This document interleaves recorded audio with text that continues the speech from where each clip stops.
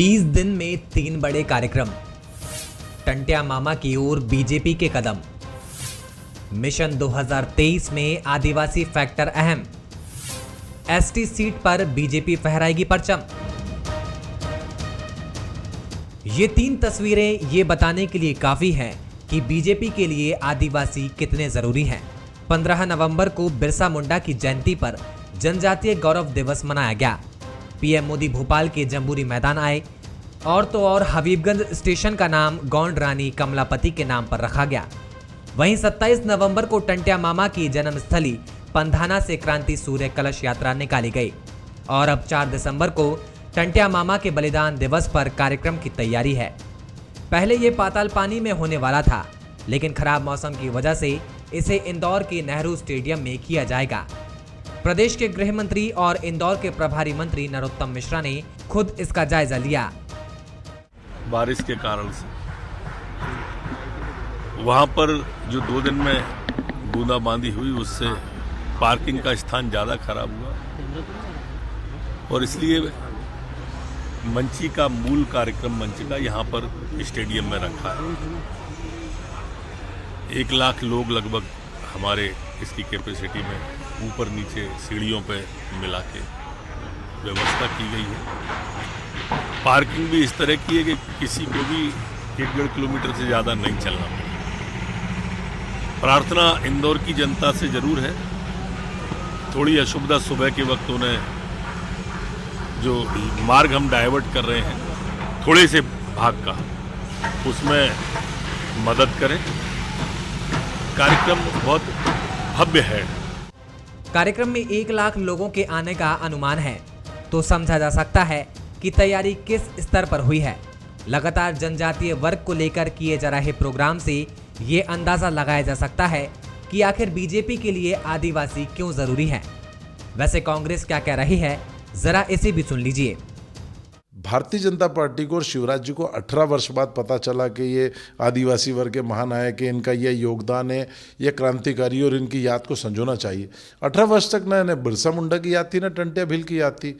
अब याद क्यों आ रही? 2023 के चुनाव में आदिवासी वोट बैंक खिसक चुका है, उसको लुभाने का काम है, तो अब सब याद आ रहा है। रानी कमलापति याद आ रही। बड़ा आयोजन करने जा रहे हैं। अब इनके मंत्री तो कह रहे हैं कि टंट्या भील के रूप में शिवराज जी का पुनर्जन्म हो चुका है। एक मंत्री कह रही है कि टंट्या भील के ताबीज से कोरोना नहीं होता है। तो अब शिवराज ताबीज पता नहीं कब सरकार बांटेगी कि उसके बाद, क्योंकि पुनर्जन्म तो हो ही चुका है, तो अब कब लोगों का कोरोना ठीक होगा। मध्य प्रदेश में आदिवासियों के लिए 47 सीटें आरक्षित हैं। 2018 में विधानसभा चुनाव की बात करें तो कांग्रेस ने 30 सीटें जीती थी।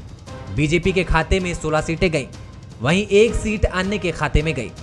यही वो आंकड़ा है जो बीजेपी को चिंता में डालता है, क्योंकि इससे पहले 2013 में बीजेपी के पास 2 गुना सीटें थी। यानी बीजेपी के कमजोर नस को कांग्रेस ने 2018 में ही दबा दिया था, और शायद इसलिए पार्टी नहीं चाहती कि 2023 में समीकरण बिगड़े। नमस्कार, मैं हूं मनोज सनी और हमारा आज का मुद्दा है बीजेपी का मिशन 47। बीजेपी की रणनीति में इन दिनों आदिवासी ही दिखाई दे रहे हैं। तभी तो 20 दिन में पार्टी ने 3 बड़े कार्यक्रम प्लान कर दिए। तीसरा कार्यक्रम 4 दिसंबर को इंदौर में है, जहां सीएम शिवराज सिंह चौहान जाएंगे। यहां टंट्या मामा के बलिदान दिवस पर उनकी कांस्य प्रतिमा का सीएम अनावरण करेंगे। क्या है इन सब के मायने, आज हम इसी पर चर्चा करेंगे, क्योंकि मध्य प्रदेश में आदिवासियों के लिए विधानसभा की 47 सीटें आरक्षित है। तो फिर नजर सबकी है, बीजेपी की भी है, कांग्रेस की भी है। और जब कार्यक्रम कोई भी हो तो राजनीतिक रूप तो ले ही लेता है। कई दफा यह भी हो सकता है कि कार्यक्रम के पीछे मंशा बहुत अच्छी हो, लेकिन सियासत है, सब कुछ होता है, इसी को समझते हैं। मेरे साथ 3 मेहमान जुड़े हैं। दुर्गेश केसवानी जी है, भारतीय जनता पार्टी के प्रवक्ता। दुर्गेश जी, स्वागत है आपका। सुदेश शर्मा जी है, कांग्रेस के प्रवक्ता। सुदेश जी, आपका भी स्वागत है। और दिनेश गुप्ता सर है, वरिष्ठ पत्रकार। सर, आपका भी बहुत स्वागत है। दुर्गेश जी, 3 बड़े कार्यक्रम, मोदी जी आ गए, उसके बाद शिवराज जी, और फिर जबलपुर में हमें ये भी दिखाई दिया कि खुद पहुंचे थे अमित शाह साहब। अब टंट्या मामा की बात आप कर रहे हैं, तो क्या सच में एक चिंता है भारतीय जनता पार्टी के भीतर, या फिर जनजाति को याद करते हुए उन्हें न्याय दिलाने का मौका है? देखिए मनोज जी, भारतीय जनता पार्टी सदैव से ही माननीय मोदी जी का जो मूल मंत्र है, सबका साथ, सबका विकास, सबका प्रयास और सबका विश्वास, उस पर काम करती है। 47 नहीं 230 सीटों की निश्चित रूप से, अगर हम राजनीतिक पार्टी हैं तो 200 सीटों की ही चिंता करते हैं। रही बात चुनाव की और उसको लेकर हम लोग कोई कार्य, मतलब भारतीय जनता पार्टी का प्रत्येक कार्यकर्ता सेवा के भाव से सेवा ही संगठन के माध्यम से जनता के बीच में रहता है, 24/7 जनता के बीच में रहता है और उसके जनता की दुख में, दर्द में, तकलीफ में खड़ा रहता है। किसी विशेष उसको लेकर हम लोग ऐसा नहीं करते, एक सर्वांगीण विकास की जब बात करते हैं उसको लेकर हम आगे बढ़ते हैं। पर जो जनजातीय गौरव दिवस की बात है तो निश्चित ही जो एक इतिहास गलत पेश किया गया था, तोड़ मरोड़ के पेश किया गया था। कई जनजातीय नायक थे, चाहे भगवान बिरसा मुंडा जी हो जाएं, तंत्या भील जी हो जाएं, रघुनाथ शाह जी हो जाएं, अनेक जैसे जनजातीय गौरव जिनकी उनकी पहचान कैसे, उनके लिए उनके स्मारकों की बनाने का काम, उनके जनजातीय क्षेत्र के उत्थान का काम, यही उसी का परिणाम था मनोज जी कि जोबट और पृथ्वीपुर में वहाँ के आदिवासी बहुल क्षेत्रों से, जहाँ से जनजातीय वर्ग से लोग आते हैं, उन्होंने भारतीय जनता पार्टी पे विश्वास दिया, जीत और आशीर्वाद भी दिया। यही कमोवेश हालत खंडवा की सीट पर भी रहे। वहाँ पे भी जो सीटें हैं वहाँ पे भी वो मत निकल के भी खंडवा से आते हैं। निश्चित ही उन चीज़ों को जनता ने उस वर्ग ने हमको सराहा। तो निश्चित ही हम पूर्व में भी हमने उनके उत्थान के लिए अनेक कार्य किए। फिर चाहे पैसा योजना के माध्यम से हो, उसको लेकर आए। अभी माननीय मुख्यमंत्री जी राशन आपके द्वार उसी जनजातीय वर्ग के, आदिवासी वर्ग का वो रहेगा, उन्हीं को ही लोन देके, उन्हीं को ही गारंटी देके, उनको ही गाड़ी दिला के वही अपने क्षेत्र में वो राशन वितरण भी करेंगे। इसके साथ ही साथ जो एकलव्य स्कूलों की बात करें हम, चाहे उसके अलावा विदेश मेधावी छात्र योजना के तहत विदेश भेजने वाली बात करें, अनेक योजनाएं इस वर्ग के लिए भारतीय जनता पार्टी की सरकार लाई।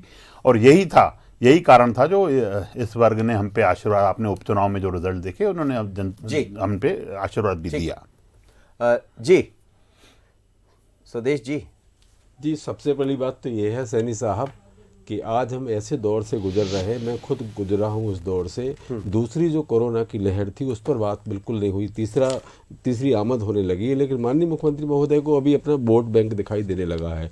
हम बात करते हैं अगर आदिवासियों की, तो नेवावर में एक ही परिवार के 5-5 सदस्यों को 10 फुट गहरे गड्ढे में गाड़ दिया और 47 दिन बाद उन पर कार्रवाई हुई। कुल मिलाकर के आदिवासियों का उत्पीड़न भी चरम पर रहा। मैं देखता हूँ कि 27,714 बालिकाओं के साथ बलात्कार हुआ, जिसमें सबसे ज़्यादा अधिकतम आदिवासी बच्चियां थी। हमने देखा 26,000 से अधिक बच्चियां लापता थी। अभी 10% की उस पर काम कर रहे हैं जो आप भुला दिए थे, उनका पूरा सुन लीजिए। अगर भुला दिए थे तो इनकी 18 वर्षों से सरकार है, इनको अब तक याद क्यों नहीं आई? और राष्ट्रपिता महात्मा गांधी के पत्तनों पर चलने वाली कांग्रेस है, राष्ट्रपिता महात्मा गांधी की सुबह होती थी रघुपत राघव राजा राम से, शाम दलित आदिवासियों की बस्ती में होती थी। दलित आदिवासियों को उत्थान के लिए अगर किसी ने कोई काम किया है तो कांग्रेस ने किया है। माननीय कमलनाथ जी की सरकार है, आपको याद होगा कि 9 अगस्त विश्व आदिवासी दिवस है, उस आदिवासी दिवस पर छुट्टी घोषित की और 89 विकास खंडों पे 1-1 लाख रुपए उस क्षेत्र के आदिवासी भाई बहनों को उत्सव मनाने के लिए जारी किया। लेकिन इन्होंने आते ही उसको बंद कर दिया। इन्होंने ऐसा क्या कर दिया आप बताइए, ताकि ये कोशिश करें। गौरव बढ़ा दिया, गौरव बढ़ाया। तो जबलपुर में आयोजन किया जिसमें उन्होंने गौरव बढ़ाने की बात की और इन्हीं की मंत्रिमंडल के सदस्य विजय शाह जी आदिवासी वर्ग से आते हैं और शाह उसी परिवार से थे जो रघुनाथ शाह जिनकी अभी बात कर रहे हैं अपन, उसी आयोजन में उनको बाहर कर दिया। और आपके इसी चैनल पर उस मुद्दे पर हमने बहस की, चर्चा की, उसमें उनको धक्के देके बाहर निकाल दिया। मतलब आदिवासियों का सम्मान ये है, आप निकाल दिया, उनके हक का देखिए, आदिवासी भाई बहनों के हक का पैसा अपनी ब्रांडिंग पर, अपनी प्रचार प्रसार पर खर्च कर रहे हैं। आप वोट बैंक की राजनीति कर रहे हैं। आदिवासी समझ रहा है कि अब चुनाव आ गया तो हमारी बात होने लगी है, तो लेकिन ये बिल्कुल भूल जाएं, बहकावे में ना आए, गलतफहमी ना पाले। मैं ये समझता हूँ 2023 में आते आते स्थिति ये हो जाएगी कि अभी तो आदिवासी बहुल क्षेत्र से कांग्रेस को 30 सीटें मिली थी, अब 40 से ऊपर सीटें मिलेगी अभी हो कांग्रेस को। उपचुनाव में थोड़ा सा दिखाई दिया है। देखिए उपचुनाव बाहुबल और ये खंडवा जहां से आते हैं टंट्या भील, वो उसी खंडवा से आते, उसी लोकसभा। सैनी साहब अभी ये चुनाव सरकार से था, अब जो चुनाव होगा तो सरकार इसमें कुछ कर नहीं पाएगी। धनबल बाहुबल जरूर प्रयोग करेगी, पर सरकार निष्पक्ष होगी उस वक्त, और जब निष्पक्ष होगी तो मतदान निष्पक्ष होगा। सर से समझ लेता हूँ, यही बात भारतीय जनता पार्टी समझ रही है, जैसा पहले भी चर्चा हुई है कि जब चुनाव होते हैं तो चीजें अलग होती है और जब मुख्य चुनाव होते हैं तो चीजें बदल जाती है।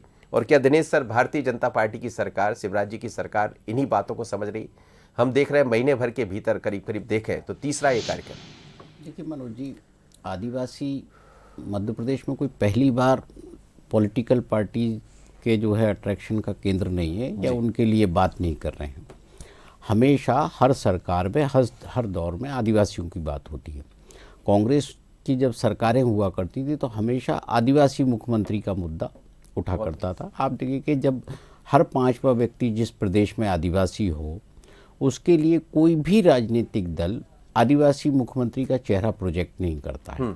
यदि चाहे कांग्रेस हो या भारतीय जनता पार्टी हो, यदि आप आदिवासी को मानते हो कि इनका भला करना है या भला हो सकता है तो क्या एक चेहरा नहीं हो सकता कि आदिवासियों के लिए एक चेहरा हो। आप टंट्या भील जैसा जो चेहरा है आज का चेहरा नहीं है ये। यदि हम ये जो ऐतिहासिक जो है तस्वीर सरकार बना रही है या जो जिस तरह का है तो निश्चित तौर पर वर्ग एक जो है मध्य प्रदेश में क्या जो सबसे बड़ी समस्या है, अलग अलग रीजन में अलग अलग आदिवासी वर्ग है। एक आदिवासी नायक एक कोई व्यक्ति नहीं हो सकता, पॉलिटिकल पर्सन भी नहीं हो सकता और जिनके जो हमारे महापुरुष रहे हैं वो भी नहीं हो सकता। आप जैसे तो महाकौशल जाते हैं तो आपको शंकर शाह रघुनाथ शाह की बात करनी होती है, तो फिर जब भीलों के बीच में आप किसी न किसी को तो करेंगे। जैसे क्या है वो जो देखते हैं ना आपकी गांधी परिवार या नेहरू परिवार की बात कांग्रेस के साथ जुड़ जाती है तो कहीं ना कहीं आदिवासियों के बीच में इंदिरा गांधी का चेहरा काफ़ी लोकप्रिय चेहरा माना जाता था। तो भारतीय जनता पार्टी कोई महापुरुष अपने साथ जोड़ रही है तो निश्चित तौर पर वो एक राजनीतिक दल है, तो कोई राजनीतिक गुणा भाग उसने लगाया होगा। उसने अपने एक सोचा होगा कि कुछ वोट बैंकों का, चूँकि बात ये हो रही है कि हमको 51% वोट शेयरिंग करनी है, तो 51% वोट शेयरिंग जब आपको करनी है तो हमने एक देखा था, एक दौर आया कि ओबीसी की बात हर तरफ हो रही थी। ओबीसी जो का मामला हर जगह 27% आरक्षण का मामला चल रहा था। अब अचानक जो हम ये देख रहे हैं कि हर जगह आदिवासियों का मामला चल रहा है। तो कहीं ना कहीं ये अभी ये देख रहे हैं कि किस किस वर्ग में स्कोप है जहां हम वोट को जो है 51% तक ले जाए जा सकते हैं। आगे हो सकता है कि दूसरी जातियां आए, क्योंकि जाना पाव भी कोई दूर नहीं है। जब हम अक्षय तृतीया आएगी तो हो सकता है कि हम परशुराम जी के कोई कार्यक्रम देखें। तो अभी तो चुनाव के लिए समय है, ये प्रयोग हम लगातार देखते रहेंगे और किसी एक कार्यक्रम या दो कार्यक्रमों से हम ये कहने कि हाँ इससे बिल्कुल माहौल बदल जाएगा, तो मुझे नहीं लगता कि अभी से कोई भी अनुमान लगाना ठीक होगा। बिल्कुल, और 2023 में अभी वक्त है जी। दुर्गेश जी, यही है कि समय के साथ खैर बदलाव भी जरूरी है। राजनीति कर रहे हैं तो काम तो होगा, सियासत में बातें भी होंगी, लेकिन हम टंट्या भील की बात कर रहे हैं। टंट्या भील को तो रॉबिन हुड भी कहा गया जब खुद अंग्रेज ये कहा करते थे, और इसीलिए आपने ऐसे व्यक्ति को चुन लिया। पहले आपने बिरसा मुंडा जी की बात की, उनको भगवान कहा, और विश्व आदिवासी दिवस की बात कांग्रेस ने कर दी, लेकिन गौरव दिवस आप लेकर आ गए। तो क्या 2023 से पहले या जोबट के बाद एक अलग तरह की ऑक्सीजन, अलग तरह की ऊर्जा मिल गई, और यही वो मौका है कि 2 साल तक हम कुछ ना कुछ ऐसा करते रहे और लोगों को जोड़ते रहे, बताते रहे। जैसा सर ने भी कहा कि पहले ओबीसी की आपने बात की, अब जनजाति की बात हो रही। देखिए, मुझे लगता है कि जैसा अभी आदरणीय वरिष्ठ पत्रकार गुप्ता जी ने जो बात कही, चुनाव अभी दूर हैं, पर भारतीय जनता पार्टी चुनाव से हटके इतर होकर भी सेवा के कार्यों में सदैव लगी रहती है।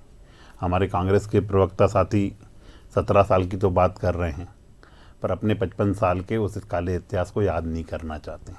जब अगर आपने कुछ किया होता तो निश्चित रूप से आप उसको बोलते। आज भी जो स्मारक बन रहे हैं वो भारतीय जनता पार्टी की ही सरकार बना रही है। जितने भी स्मारक बने हैं ये तो सिर्फ एक परिवार के इर्द गिर्द सब, अगर खेल पुरस्कार देना है तो इन्हीं के उनके नाम से, जो और अन्य अनेक पुरस्कार देने हैं वो उनके नाम से। तो सिर्फ और सिर्फ एक परिवार से बढ़कर ये लोग आगे नहीं निकल पाए। जो जननायक हैं उनको अगर उनके स्मारक बनते हैं, उनके लिए कार्यक्रम किए जाते हैं, तो मुझे लगता है कि इससे अच्छा और उनके गौरव की बात, उनके इतिहास की जानकारी अगर दी जाती है।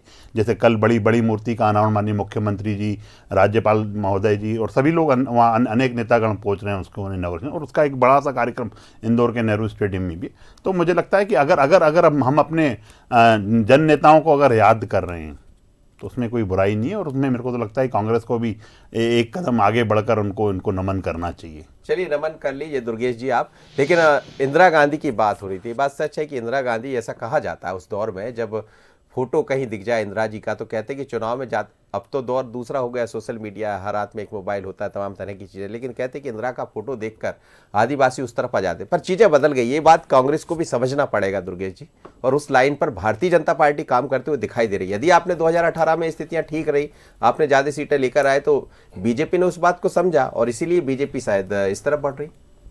देखिए, भारतीय जनता पार्टी सिर्फ वोट की राजनीति करती है, जैसे सरकार बनाने की जरूरत है। चाहे मध्य प्रदेश की बात करें तो कमलनाथ जी की सरकार गिरा दी, अगर कर्नाटक की बात करें, देखिए दो चीजें हैं।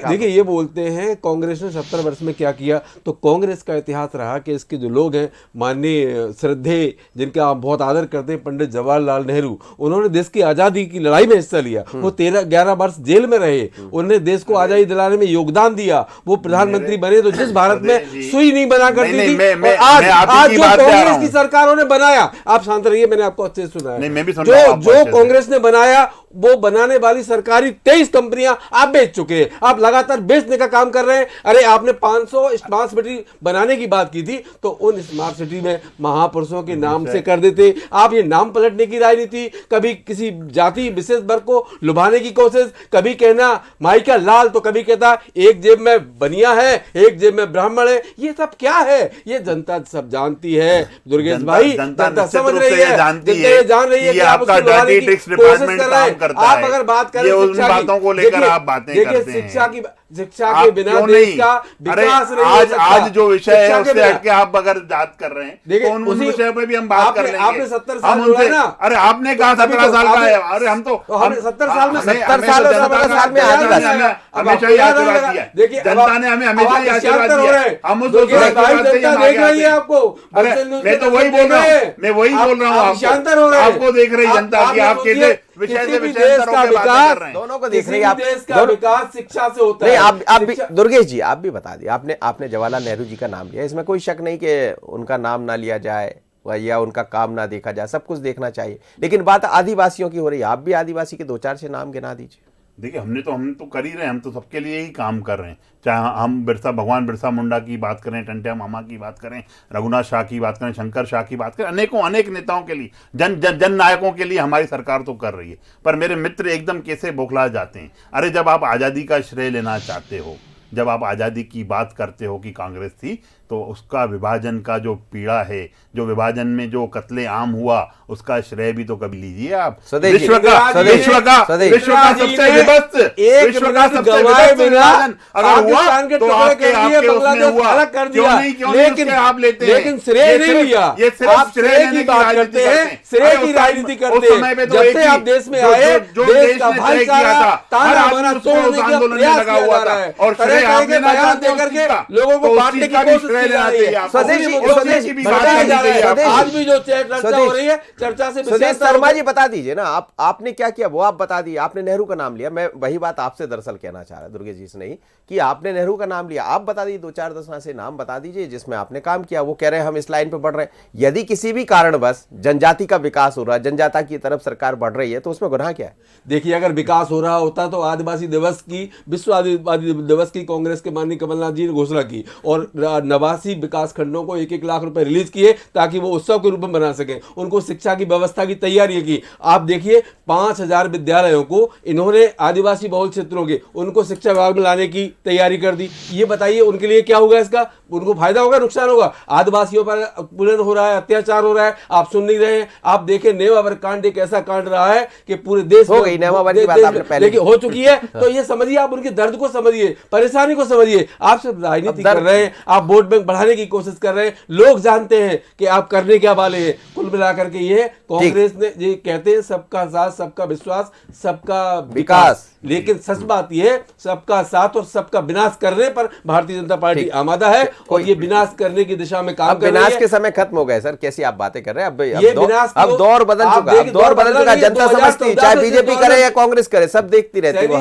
हर हाथ में एक मोबाइल। जिस दौर में हम जी रहे हैं वो दौर ऐसा है, पल पल। अब जयस भी दिखाई दिनेश सर, सांसें लेना मुश्किल। मैं दिनेश सर से एक प्रतिक्रिया। दिनेश सर, अब चीजें बदल गई। आदिवासी, जैसा आपने भी कहा कि जनजाति को लेकर राजनीति तो हमेशा से होती रही। पहले इंदिरा जी का आपने जिक्र किया, अब वर्तमान सरकार अपने तरीके से काम कर, लेकिन चीजें बदली हुई क्योंकि आदिवासी युवा भी अब पहले जैसा तो रहा नहीं। वो पढ़ा लिखा युवा है, जागरूक युवा है, हर हाथ में मोबाइल होते हैं, सोशल मीडिया का समय है, पर ये बदले हुए परिवेश में टंट्या भील को लेकर आना, बिरसा मुंडा जी को लेकर आना, या तमाम ऐसे गौरव गाथा जिनकी हम पढ़ रहे हैं, अब वर्तमान में पढ़ी जाएगी जैसा कहा जा रहा है बीजेपी की तरफ से, क्या कांग्रेस कहीं इन चीज़ों में पीछे छूट गई? देखिए मनोज जी, कितने परसेंट आदिवासी हैं जिनके हाथों में मोबाइल है ना? कितने परसेंट पढ़े लिखे आदिवासी हैं? हम जो तस्वीर देखते हैं ना वो शहरों की देखते हैं, क्योंकि आप यदि जाओगे तो शहरी इलाके का जो आदिवासी है वो आपको आपके जैसा वो दिखाई देगा। लेकिन आप वास्तविकता में जब देखेंगे तो सरकार में सबसे ज़्यादा जो खाली पद मिलेंगे आपको आदिवासी वर्ग के खाली मिलेंगे। इसका मतलब ये है कि वहाँ शिक्षा का जो स्तर है अभी भी नहीं उठा है उतना, कि जो उनके जो एक एवरेज हमारे यहाँ जो औसत शिक्षित लोग हैं उतने आदिवासियों में नहीं है। अन्यथा बैकलॉग नहीं होता, पद भर जाते, क्योंकि मध्य प्रदेश में तो जब हर 5वां आदमी आदिवासी है तो पद खाली क्यों है? बैकलॉग के बार बार क्यों बढ़ाना पड़ते हैं आपको? तो आप ये देखिए, चाहे हम सबसे ज़्यादा कुपोषण की घटनाएं कहाँ देखते हैं? आदिवासी इलाकों में देखते हैं। इसका मतलब कि वहाँ जो है स्वास्थ्य सेवाएं हों, पोषण की व्यवस्था हो या दूसरी चीज़ों हो, आदिवासियों की जब बात होती है तो एक ही बात क्यों आती है कि उनके खिलाफ जो शराब का मुकदमा दर्ज है वो हम केस समाप्त कर रहे हैं। किसी भी सरकार में हो कि आप वो यदि ताड़ी बनाता है, कुछ बनाता है, तो आप ले देके एक ही बात करते हैं कि उनके पर जो दर्ज मुकदमे हम वापस हो जाए। अभी भी नया कानून लाकर यही है कि शराब आप कैसे, कौन सी किसी सरकार को क्या पता नहीं है ये पुलिस ऐसी दर्ज क्यों करती है ऐसा मामला, जब हमको पता है कि ये ताड़ी वो परंपरागत तौर पर रखते हैं, तो कहीं ना कहीं प्रताड़ना की बात होती है। अब आप उसी जो शराब को सरकार ने एक हेरिटेज वाइन के रूप में एक उन्होंने इंट्रोड्यूस कर रही है, तो कहीं ना कहीं ये इससे आदिवासी को बहुत फर्क नहीं पड़ना, लेकिन जो लिकर के बनाने वाले लोग हैं उनके लिए ये बहुत महत्वपूर्ण हो जाता है। कहीं ना कहीं आदिवासियों की जब बात होती है तो आदिवासी पीछे होता है, उसके आगे कई दूसरे लोग होते हैं जिनके बहुत सारे जो मंतव्य होते हैं वो अलग तरह के होते हैं। जी, क्या कुछ कह रहे थे दुर्गे जी? देखिए, निश्चित रूप से जैसा गुप्ता जी ने अभी बात कही, तो जो वो केसेस की बात है तो इस चीज़ को, शराब को भी, महुए की शराब को हेरिटेज वाइन के रूप में हम लोगों ने देने का प्रयास किया है। साथ ही साथ जो बीमारी है हीमोग्लोबिन कम होने की वजह से उस आदिवासी वर्ग के, उसके सीकर सेल के अभियान को लेकर, माननीय हीमोग्लोबिन कैसे उनका बढ़ाया जाए, उसमें एक प्रोग्राम को लेकर हम उसको बिल्कुल निश्चित रूप से आगे बढ़ रहे हैं। साथ ही साथ हम 750 एकलव्य विद्यालयों के अनेक काम हमने किए हैं मनोज जी। ये 50 साल 55 साल में एक काम नहीं गिना पाएंगे, पर हमने जो किए हैं वो उसको लेके, अरे हमने किया है, तभी तो जनता आशीर्वाद देती है। उपयोग में लाते हैं, मेरे को लगता है कि ये बहुत जल्दी विचलित हो जाते हैं। तो आप एक कम से कम बहुत जल्दी विचलित हो लगा देते, बहुत जल्दी विचलित हो जाते, रोजगार मिल जाता, आप सुन नहीं पाओगे, आप सुन नहीं पाओगे, क्योंकि हमने काम किया है जनता के बीच में रह के, उस वर्ग के लिए हमने काम किया है, उस वर्ग के लिए हमने काम किया है, इसलिए आप विचलित हो जाते हो। अरे हमने किया, जैसा वो कह रहे हैं, आप बता दी ना 4 काम, मैंने पहले भी आपसे कहा था। मैं 4 नहीं 14 गिना दूंगा, गिना दी। कुल मिलाकर के राष्ट्रपिता महात्मा गांधी जी ने जिस तरह से संजोया था इस देश को, आप बताइए ना आपने क्या किया। देखिए, सबसे पहली बात, आदिवासियों को उत्थान 973 झूठे वचन दिए आपने मध्य प्रदेश की जनता को। पूरे आप सुनने नहीं चाह रहे हैं। सुन ली। सबसे पहले आदिवासी कर्ज से परेशान था, साहूकार उसकी जमीन को हड़पने की कोशिश कर रहा था। यही तो माननीय लेकर कमला जी, माननीय कमला जी, उस एक्ट को हमने लागू किया है, उस एक्ट को हमने लागू किया है। माननीय कमला जी बातें करते रहे।